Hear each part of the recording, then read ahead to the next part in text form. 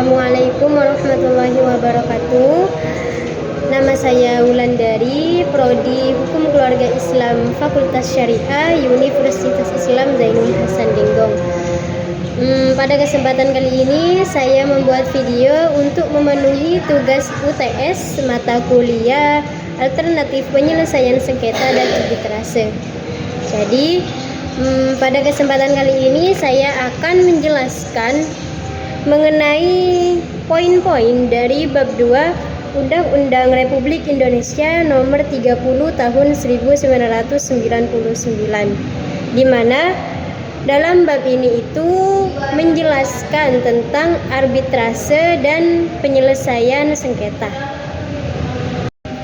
Di sini sudah kami cantumkan beberapa poin. Yang pertama mengenai definisi dari arbitrase. Jadi, arbitrase itu didefinisikan sebagai metode penyelesaian sengketa di luar pengadilan di mana satu atau lebih dari arbiter itu diberikan kewenangan untuk memutuskan suatu sengketa berdasarkan kesepakatan para pihak, di mana hal ini itu menciptakan proses yang lebih fleksibel dan dapat disesuaikan dengan kebutuhan pihak-pihak yang bersengketa. Yang selanjutnya yaitu mengenai ruang lingkup arbitrase. Jadi, ruang lingkup arbitrase itu yang pertama jenis sengketa. Jadi, arbitrase itu dapat digunakan untuk menyelesaikan berbagai jenis sengketa, terutama yang berkaitan dengan perjanjian bisnis dan sengketa komersial. Selanjutnya yaitu sengketa yang dilarang.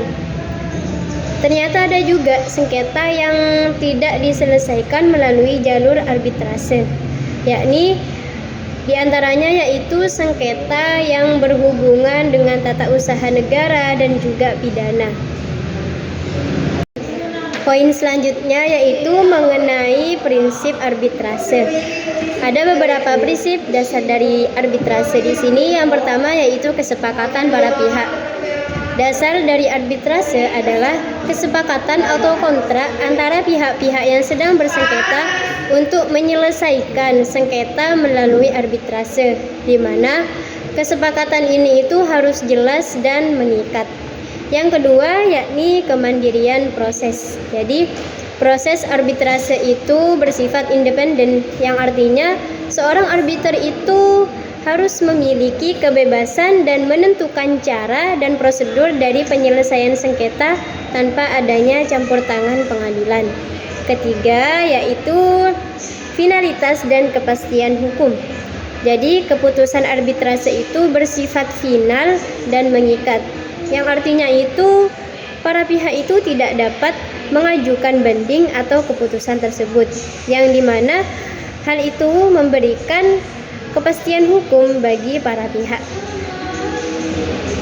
Prinsip dasar yang keempat yaitu efisien dan kecepatan. Jadi arbitrase itu dirancang untuk menjadi lebih cepat dan lebih efisien dibandingkan dengan litigasi, mengurangi biaya dan waktu yang diperlukan untuk menyelesaikan suatu sengketa.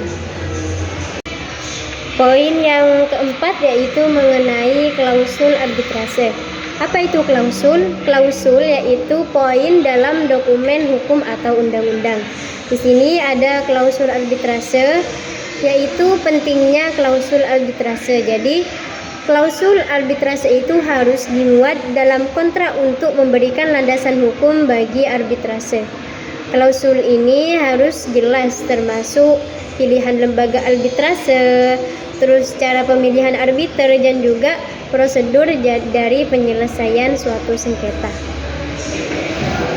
Selanjutnya yaitu kewenangan dari seorang arbiter.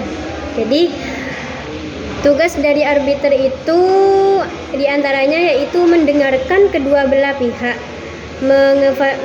mengevaluasi bukti dan juga mengambil keputusan berdasarkan hukum dan keadilan, di mana kewenangan ini mencakup yang pertama yaitu menentukan prosedur yang akan diikuti dalam proses arbitrase. Kedua yaitu mengizinkan atau menolak bukti yang telah diajukan.